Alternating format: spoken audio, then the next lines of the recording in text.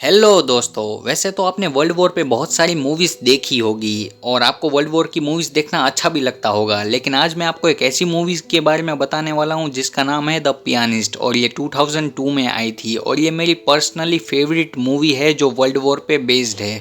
क्योंकि इस मूवी की खासियत ये है कि इस मूवी में दिखाए गए कैरेक्टर के पेन को आप फील कर पाते हो और ये मूवी सेम नाम की नॉवेल द पियानिस्ट पे बेस्ड है। द पियानिस्ट मूवी को डायरेक्ट किया था रोमन पोलांस्की ने और इस मूवी की IMDb रेटिंग है 8.5 जो कि काफ़ी अच्छी है। ये मूवी उस टाइम को बहुत ही अच्छे से सिग्निफाई करती है जब जर्मनी पे डिक्टेटरशिप थी और जर्मनी पे हिटलर का राज था और हिटलर के ही कहने पर जर्मन मिलिट्री ने जूइश लोगों पर बहुत ही ज़्यादा अत्याचार किए थे और उस पेन को इस मूवी में बहुत ही अच्छे से सिग्निफाई किया गया है। इसलिए ये मूवी बहुत ही ज़्यादा स्पेशल है और इसलिए इस मूवी की रेटिंग 8.5 है जो कि मेरे हिसाब से सही है।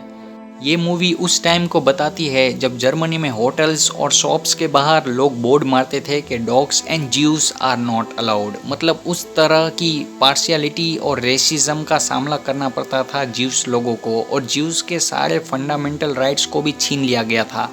और क्योंकि ये मूवी एक रियल लाइफ इंसिडेंट से इंस्पायर्ड है तो ज्यूस पर हुए उन सभी अत्याचारों को इस मूवी में एक पियानिस्ट के एग्जाम्पल से दिखाया गया है और वो पियानिस्ट है द स्पीलमैन जिन्होंने ये नोवेल लिखी थी और उन्होंने इस नोवेल में अपनी लाइफ पे वो सभी आप बीतियों को दिखाया है कि किस तरह नाजी अथॉरिटी की वजह से उन्हें छुप कर रहना पड़ा था और एक टाइम पे उनके पास खाने के लिए भी पैसे नहीं थे। और इस मूवी में इस बात को भी बहुत ही अच्छे तरीके से पॉइंट आउट किया गया है कि नाजी मिलिट्री ज्यूस लोगों को कुछ भी नहीं समझती थी और वो उन्हें खाने के लिए भी कुछ नहीं देती थी। वो ये समझती थी कि इनसे इतना ज़्यादा मजदूरी करवाया जाए जिससे ये मजदूरी कर कर के ही मारे जाएं और इस तरह कई सारे अनगिनत टॉर्चर्स का सामना करना पड़ा होगा उस टाइम ज्यूस लोगों को।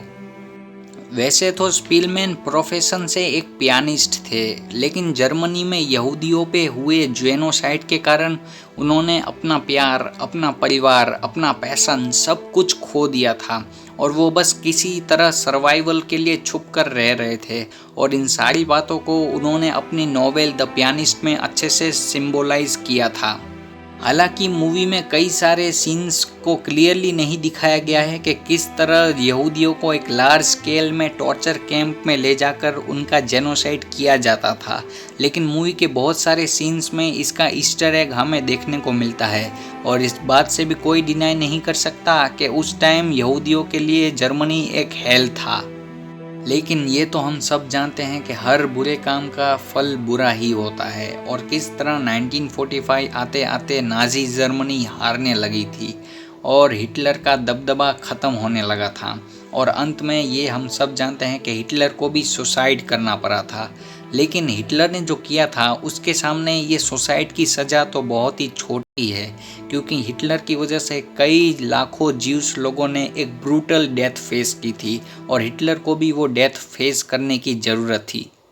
और ज्यूस लोगों पे ये जो ह्यूज स्केल पे जो जेनोसाइड किया गया था उसकी याद में हर साल पूरा world the world Holocaust day की तरह ऑब्जर्व करता है कि किस तरह ज्यूस लोगों पर कितने ब्रूटली अत्याचार किया गया था।